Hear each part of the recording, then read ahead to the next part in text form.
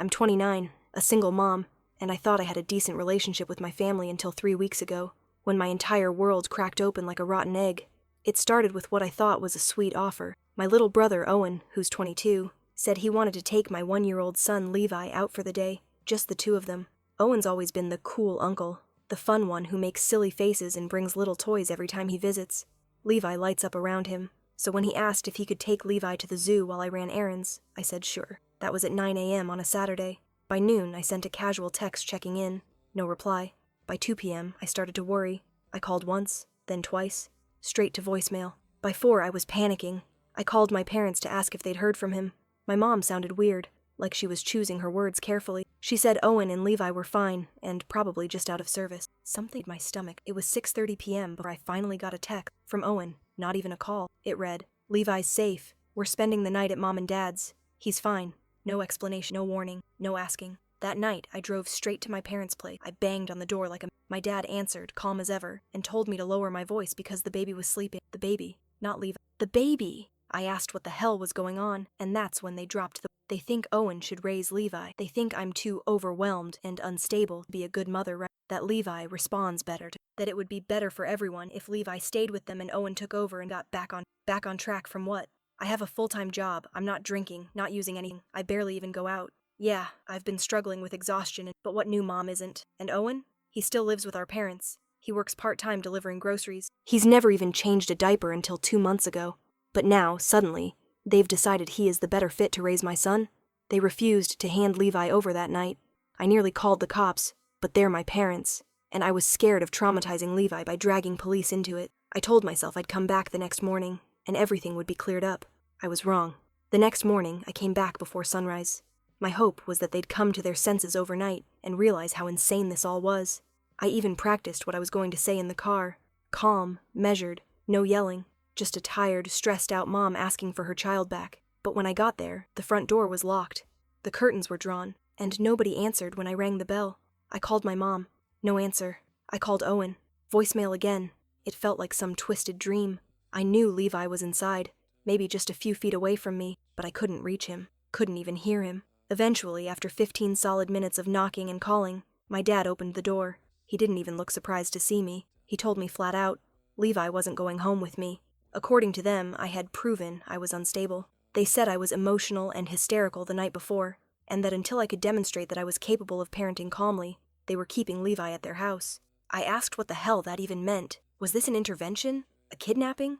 Some bizarre form of family betrayal? My dad didn't flinch. He said, "It's temporary." I demanded to see my son. That's when Owen finally came down the stairs, carrying Levi in his arms. My baby was in his pajamas, his hair a mess from sleep, rubbing his little fists against his eyes. And when he saw me, he reached for me, and Owen turned around and carried him back up the stairs. I lost it. I tried to push past my dad, but he physically blocked me from entering the house. It felt like something out of a movie, like I was being erased from my own child's life right in front of my eyes. I ended up calling the police, but that only made things worse. The cops showed up within 20 minutes. I was shaking when they got there, half from adrenaline, half from the pure disbelief that I even had to call them. I told them everything, that I let my brother take my son for the day, and now my family was refusing to give him back, that I had full custody, that no one had legal rights to keep him from me. But then my dad came outside, and suddenly it wasn't about Levi being stolen. My dad calmly explained to the officers that I had a history of postpartum instability, and that they were concerned for Levi's well-being. He painted the whole situation like they were protecting the baby from... I wanted to scream. The officer asked if I had paperwork showing custody. I said, "I'm the mother. I live alone. The father hasn't been involved since pregnancy. There's no custody battle, because there's no one else to fight me for him." But my parents had planned for this. My dad handed them a manila envelope, filled with printed screenshots of my text messages and social media posts from when Levi was a newborn. Posts where I vented about being exhausted.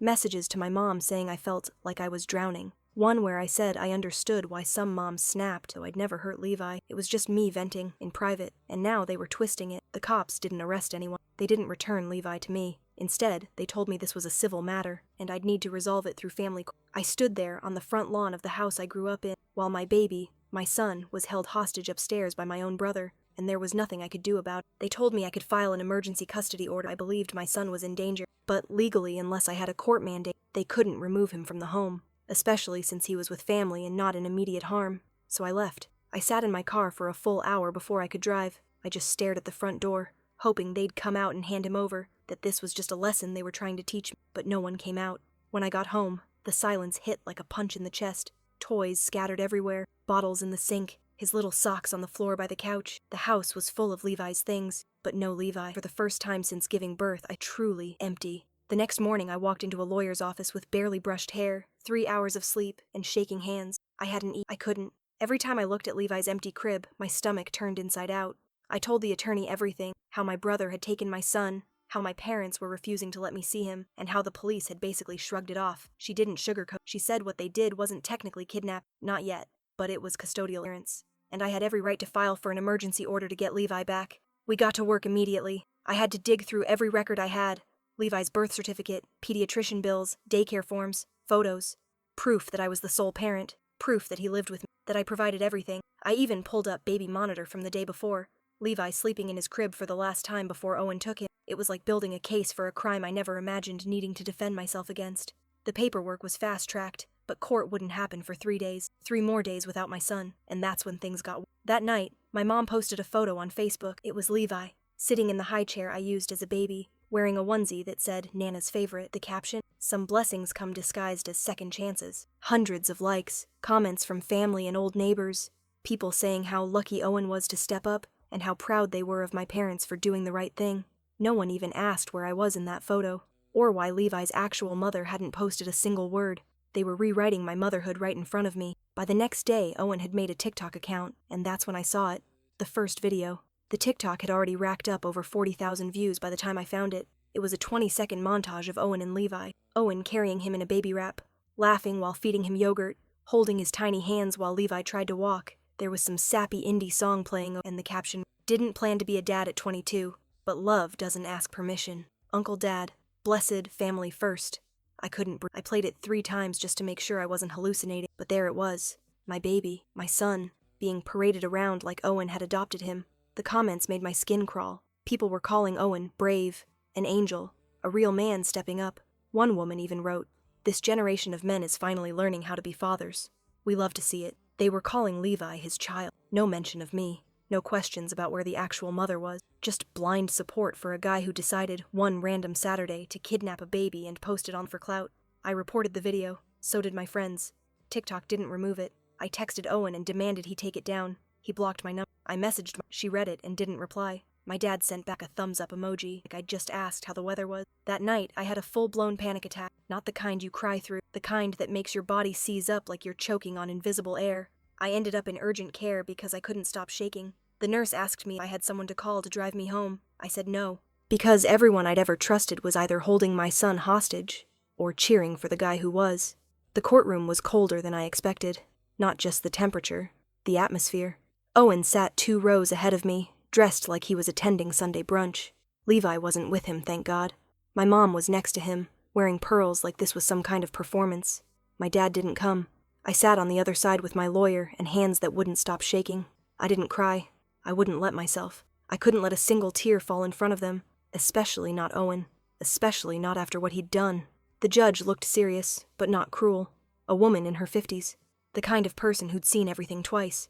We submitted everything. Proof of sole custody, documentation that Levi had lived with me since birth, pediatrician records, even an affidavit from Levi's daycare teacher confirming I was the only one who ever dropped him off or picked him up. Owen, to my utter disbelief, had his own lawyer. She argued that Owen had stepped in when necessary and that Levi was thriving in a stable, multi-generational household. She referenced the texts my parents printed, claimed I had a documented emotional history, and then brought up the TikTok video, not as an issue, but as evidence that Owen had bonded with the child. She called it a beautiful snapshot of parental connection. I wanted to scream. My lawyer shredded the argument. She pointed out that Owen had no legal rights, that I'd never signed over guardianship, and that there was 0 court order backing what they did. She said what everyone should have already known.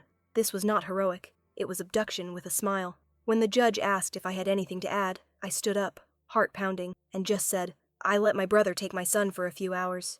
I didn't give him up.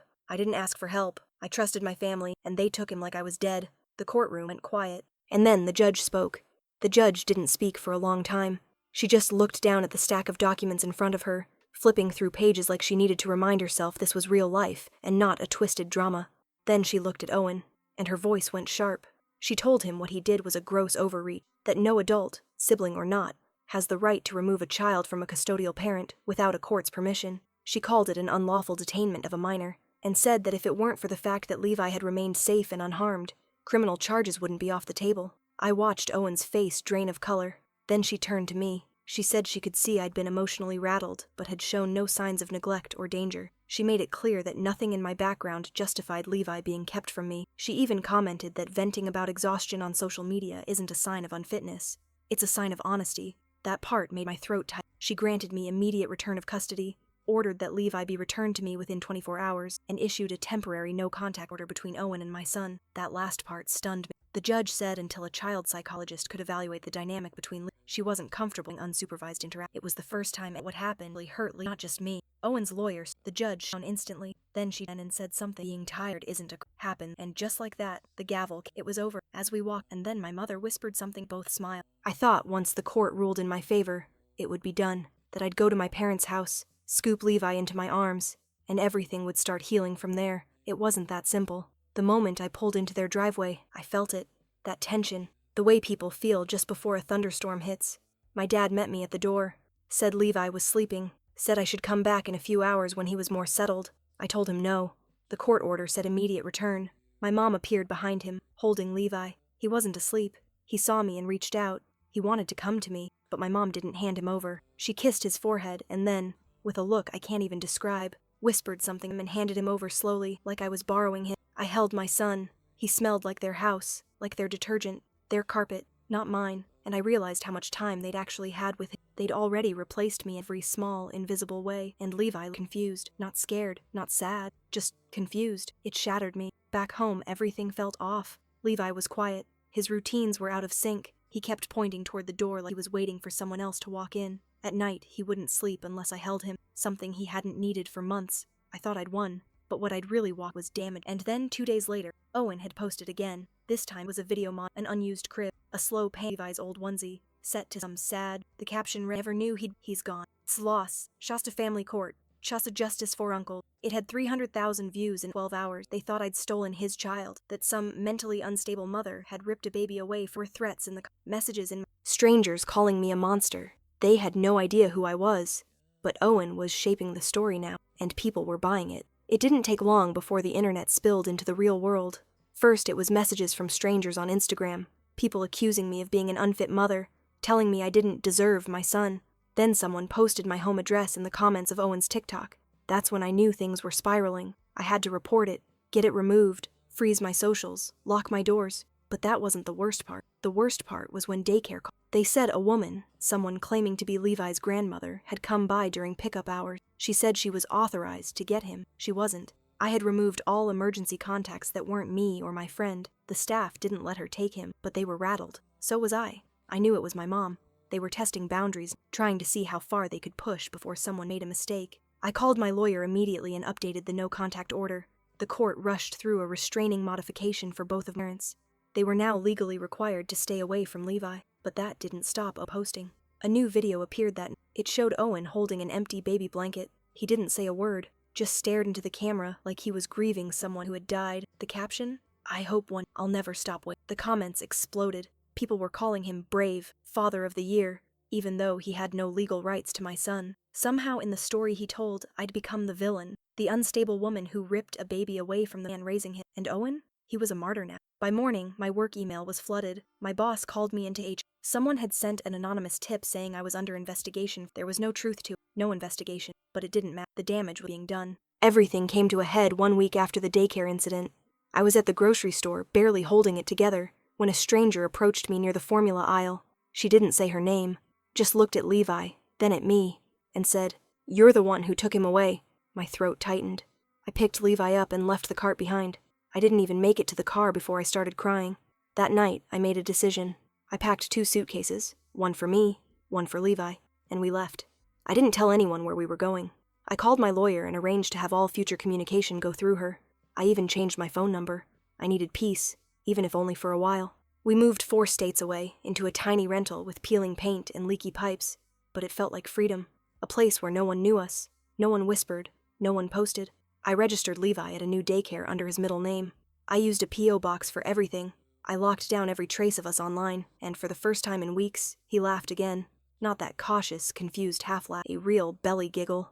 Over nothing. Just me wearing a sock on my head. That's when I realized how much the chaos had seeped into him. How even at 1 year old he'd felt the tension, the fear, the confusion. That laugh was the sound of it lifting. 2 months passed, then 3, and then one night I got an email from Owen. He didn't know where I was, but someone had sent him a screenshot of a daycare Facebook post, just a blurry photo of a group of toddlers holding paper turkeys, and Levi was in the background. It didn't say his name, but Owen knew. The message was short. I see he's okay. I won't come looking for you. I get it now. That was it. I stared at the screen for a long time. I don't know if he really gets it.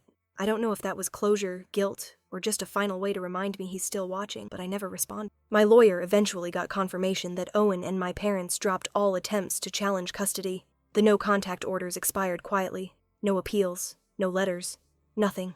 And that's how it ended. Not with a bang, but with silence. Now Levi is almost 2. He says my name now. Not Mama, not Mommy, just Mom.